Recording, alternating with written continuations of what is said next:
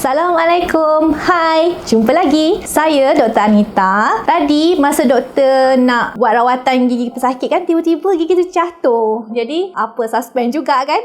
Cepat-cepat kita ambil balik gigi tu untuk selamatkan. Okey, sebenarnya bukan kita nak cerita pasal gigi jatuh tu, tapi saya nak cerita keseluruhan pesakit tadi. Apa yang dia buat sebenarnya? Apa yang patient tu nak sebenarnya kan? Masalah pesakit yang doktor rawat tadi, dia ada masalah gusi yang lembik dan juga gigi yang bergoyang. Awal-awal pesakit ni mari dulu memang gigi dia banyak yang longgar, tak tersusun. Bila dah longgar, gigi tu jadi tak tersusun lah. Dan ada yang keluar ke depan. Kalau istilah tengah kita panggil jongang lah, sebab dia dah lembik kan gusi tu, jadi gigi dia terjungkit ke depan. Jadi macam bila senyum tu kita nampak dia terkeluar daripada dia punya arch dia tu ataupun arcus gigi tu. Jadi kita panggil dia jongang. Jadi patient pun tak suka gigi dia yang jongang macam tu. Tapi patient sangka salah satu-satunya rawatan yang boleh menyelamatkan gigi dia tu atau memulihkan masalah dia tu adalah cabutan. Dia pun datanglah jumpa doktor untuk membuat cabutan. Permintaan asal pesakit ni memang nak cabut gigi. Tapi bila saya tengok kepada masalah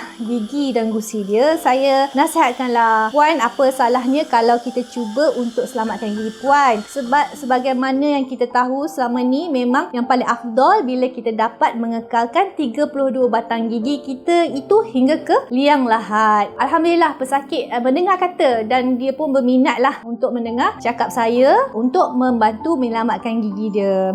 Di awal-awal tu pesakit juga punya emosi tu memang tak berapa stabil. Bila gigi dia tak sihat, gusi dia lembik, dia pun memang macam putus asa lah kan. Dia rasa cabut je lah paling senang. Jadi bila kita tengok, kita dah pujuk dia, kita dah nasihat yang betul, pesakit bersetuju. Macam biasa, saya akan cuba untuk mencuci dulu. Bila kita dah cek gigi dia tu, kita cuci dulu gigi dia. Cuci bersih. Lepas tu, apa yang saya buat hari ni, saya ulanglah penskleran yang saya buat setiap kali pesakit datang untuk membersih gigi. Bila secara klinikal kita tengok hari ni, gigi dia dah semakin kuat berbanding masa mula-mula pesakit datang dulu. Okay, sekarang saya nak tunjuk sikit model gigi pesakit yang masa awal-awal dulu. Ya, model ni sebenarnya tak berapa cantik sebab saya ambil second visit. Kali kedua pesakit datang jumpa saya, baru saya ambil acuan ni dengan adanya bracket. Bracket ni adalah bracket braces yang saya pasang.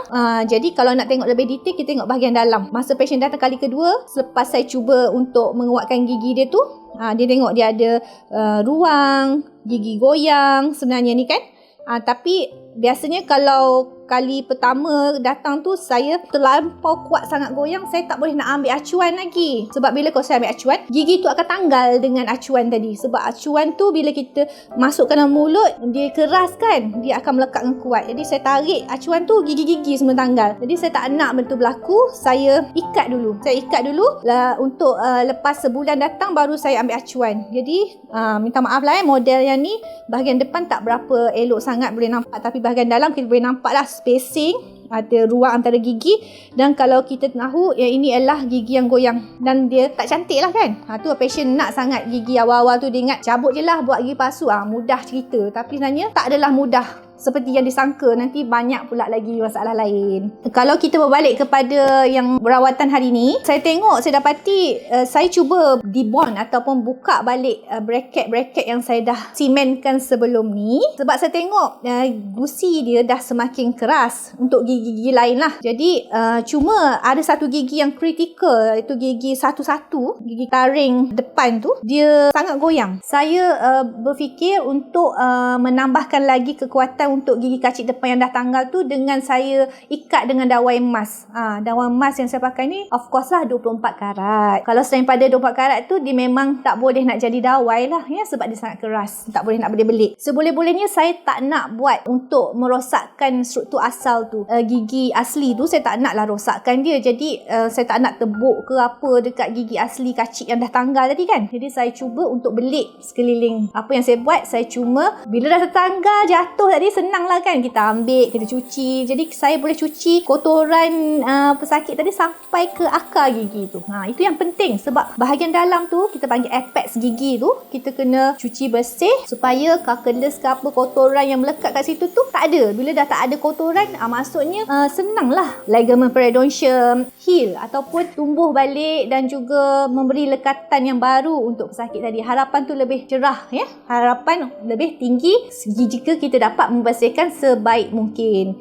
Jadi kelebihan kalau saya gunakan dawai emas ni ialah dawai emas ni tak akan berkarat kan. Nak permanently pun tak apa. Cuma sekarang ni yang bahagian luar tadi kan, saya nak bagi dia lebih estetik, saya guna teknik sandwich lah. Mana saya layerkan dengan semen, saya guna glass ionomer cement sebagai base, dan juga saya build up composite restoration as a veneer bahagian depan, dan link together atau dia melekat each other tu bagi dia hold lagi kita punya konkrit, yang macam kita buat konkrit lah kat dalam tu kan, yang kita ikat dengan dawai emas tu, dia akan lebih stabil. Kebaikannya, patient memang tak rasa sakit. Bila kita tanya sakit, nampak ya bleeding keluar kan darah, tapi sebenarnya itu bagus untuk bagi aliran darah tu, saraf tu berfungsi balik. Kita kena ada sedikit pendarahan, tapi alhamdulillah patient tak sakit. Penting patient tak sakit, dia tolerable lah, dia boleh macam lebih selesa kita buat rawatan macam tu kan.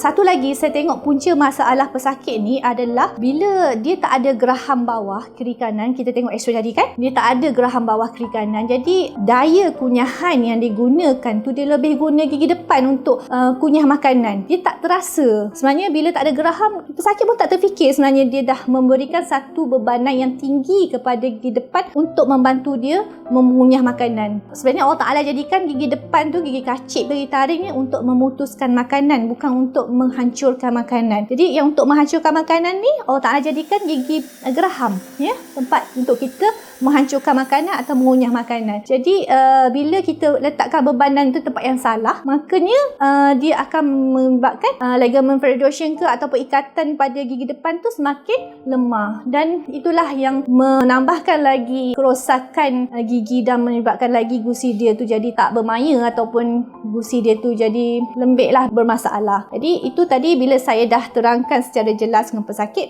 pun bersetuju untuk membaik pulih geraham bawah dia dengan menggunakan gigi palsu dulu ya, ataupun denture. Mungkin nanti kita akan upgrade lagi kepada prostesis yang lebih berkualiti berbanding dengan gigi palsu akrilik lah. Tapi tak apa, permulaan dia boleh guna denture dahulu untuk memulihkan kunyahan di bahagian belakang gigi tu, biar dia kunyah betul-betul kat belakang tu kan, supaya makanan betul-betul hancur. Itu yang membantu kepada berhadaman yang elok kan, sebab Rasulullah bersabda bahawa penyakit itu berpunca dari perut kan. Kalau kita makan, kalau ikut sunnah berapa 40 kali kunyah ke kan, jadi kita tak ikut, kita gerojoh lah kan, makan 2-3 kali kunyah terus telan. Itu yang akan menyebabkan masalah penghadaman juga. Jadi segala sunnah yang kita belajar dan diterapkan oleh Rasulullah selama ini, kita kena praktikkan sebenarnya dalam kehidupan kita. Jadi tak rugilah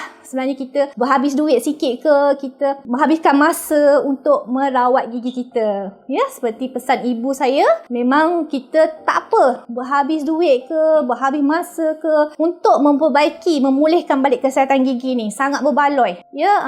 Para penonton semua, saya harap kita semua akan bersedaya upaya memulihkan kesihatan pergigian kita bersama-sama. Saya rasa itu saja untuk kali ini. Terima kasih. Bye-bye.